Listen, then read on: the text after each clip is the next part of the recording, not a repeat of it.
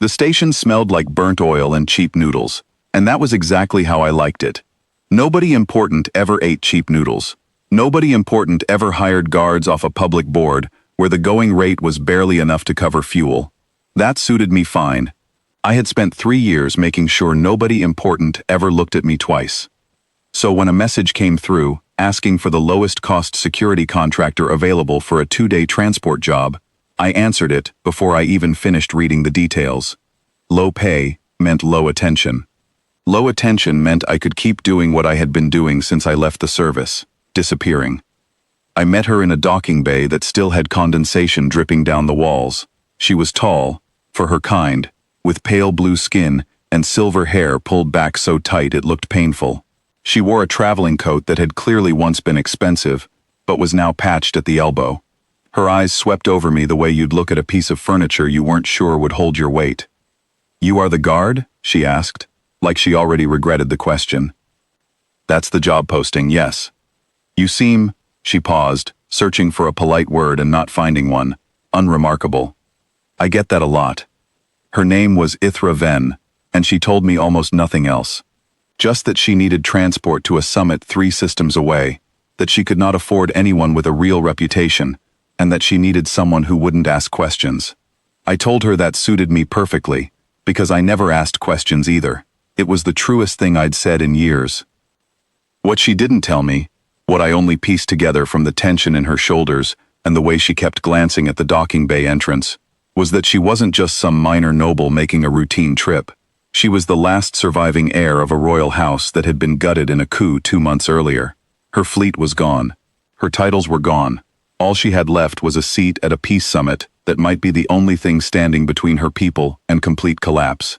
And she was arriving to it with a bargain bin bodyguard because it was all she could afford. I didn't know any of that yet. I just knew she was scared and trying very hard not to show it.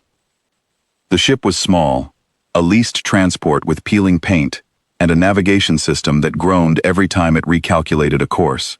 I did a walkthrough before we left, checking blind spots, checking exits, checking the kind of things that had become instinct so long ago, I didn't even think about them anymore. Ithra watched me from the doorway of the cockpit with her arms crossed. "You move like you've done this before," she said. "Everyone's done something before." "That's not an answer." "No," I agreed. "It isn't." She didn't push. I think she was too tired to push.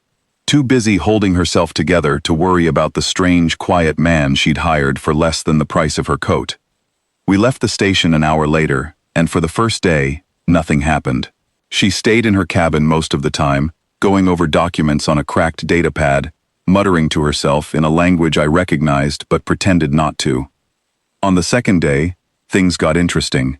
We picked up a hitchhiker signal, a small craft claiming engine trouble, requesting to dock. Standard protocol would have been to ignore it. Ithra, still new to being poor, wanted to help. I didn't argue. I just asked her to stay in the cargo hold with the door locked while I handled the docking. The moment the airlock hissed open, I knew it wasn't engine trouble. 2 figures stepped through, both armed, both moving with the stiff confidence of people who'd done this kind of thing before, but not often enough to be good at it. Amateurs. Freelancers, probably, hired by someone who wanted Ithra gone quietly before she reached the summit. I didn't raise my voice. I didn't even raise my weapon at first. I just stepped between them and the corridor leading to the cargo hold and said, "Wrong ship." One of them laughed. The other didn't. The one who didn't laugh was looking at my hands, at the way I stood, and something in his expression shifted from confidence to doubt. He said something quiet to his partner, something I didn't quite catch, and for a moment, I thought they might actually turn around and leave. They didn't. The laughing one lunged first. It was over faster than it should have been for 2 armed men against 1 unarmed one. I didn't hurt them more than I had to. A joint here, a moment of lost balance there, and within a minute both of them were zip-tied to the cargo rail, breathing hard, staring at me like I'd grown a second head. "You're supposed to be a discount guard," the quiet one muttered. "I get that a lot too," I said, and sealed the airlock behind their escape pod once I'd sent them drifting back the way they came, unarmed and considerably more humble. When I finally let Ithra out of the cargo hold, she looked at the scuff marks on the floor, then at me, then back at the scuff marks. What happened? Delivery drivers. Wrong address. She didn't believe me, but she also didn't ask again, and I was grateful for that, because I didn't have a good lie ready. That night, she found me in the galley, staring at a cup of something that was technically coffee. She sat across from me without asking permission, which told me she was either braver or more desperate than I'd given her credit for. "Those men," she said, "they were sent by my cousin. He led the coup. He wants me dead before I can speak at the summit and rally support against him." I figured it was something like that. "And you're not going to ask why I hired the cheapest guard I could find instead of real protection?" I looked up at her then, really looked, and saw not a spoiled noble, but someone who had lost everything and was still trying to do the right thing anyway, with whatever scraps she had left. It reminded me of people I used to know, people I used to fight beside. "You did the smart thing," I told her. "Real protection gets noticed. Cheap and unremarkable doesn't." "Is that what you are? Unremarkable?" "That's the idea." She studied me for a long moment, and I could see the question forming behind her eyes. The real question, the one about who I used to be before I became a man who fixed cheap noodles for dinner and answered low-paying security postings. But she didn't ask it. She just nodded slowly, like she'd decided to trust the mystery instead of solving it, and went back to her cabin. The real trouble came on the final approach to the summit station, 6 hours out.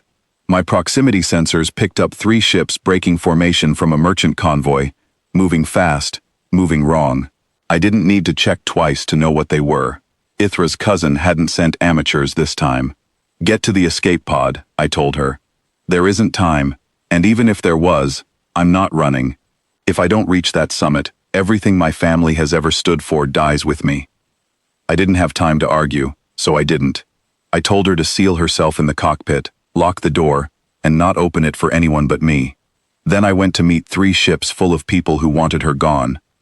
They boarded fast, which was their first mistake, because it meant they came through one point of entry instead of spreading out.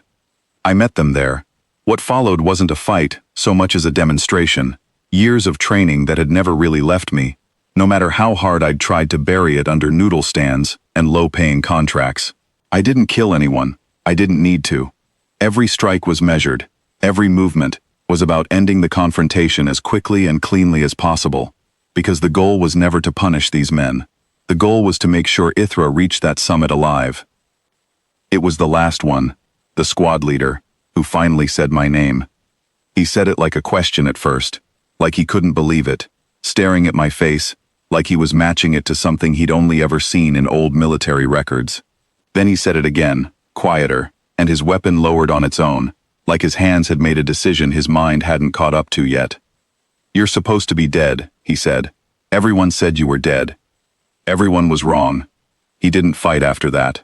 None of them did. Word travels fast among people who deal in violence for a living, and apparently my name still meant something in those circles, even after all this time. I zip-tied the last of them, sent a distress beacon to Summit Security to come collect them, and went to unlock the cockpit door. Ithra was standing there, pale, having clearly heard everything through the thin door. "They knew you," she said. It wasn't a question. "Some people have long memories."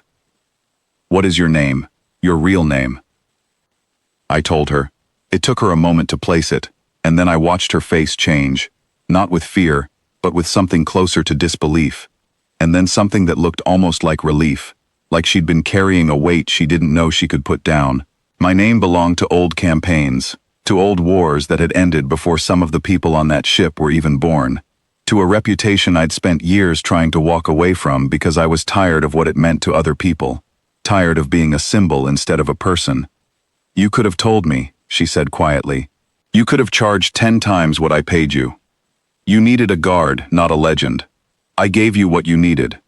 She was quiet for a long moment, watching the summit station grow larger in the front viewport, its lights glinting like scattered stars.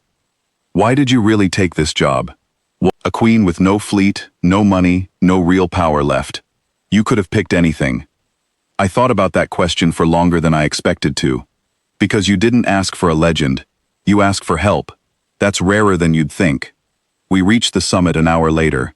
She walked into that hall with her spine straight and her head high, And whatever they'd expected of the broken heir of a fallen house, they didn't expect her to walk in with humanity's ghost standing quietly at her shoulder. I stayed out of the spotlight, the way I always had, but this time, when people looked at me and recognized what they saw, I didn't look away. Ithra found me afterward, near the docking bay, the summit behind her, having gone better than she'd dared hope. She offered me a position, real pay, real title, a place in whatever new order rose from the ashes of her broken house. "I don't want a title," I said, "never did." "Then what do you want?" I thought about the noodle stand, the quiet station, the years of trying to disappear. And then I thought about how it had felt to stand between danger and someone who needed protecting, how it had felt to matter again, without needing anyone to know my name.